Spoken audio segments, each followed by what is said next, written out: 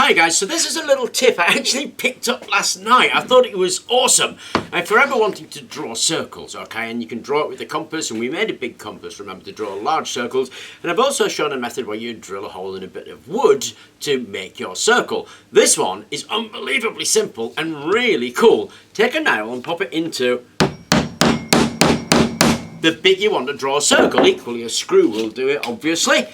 And then use a bog standard normal tape measure that can lock. Pull it out to the size of the circle that you want to draw, lock it in place, pop that round there, get your pen. I just thought this was awesome.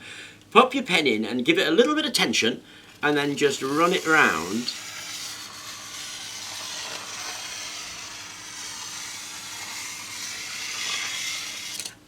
Ta-da!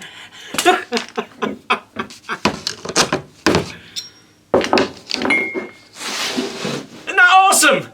I mean, talk about a really easy way of making circles any size. Anyway, I thought I'd share that with you. Short video, I know, but awesome tip. Thank you very much for watching, and I hope you enjoyed the video. Please remember to like and subscribe.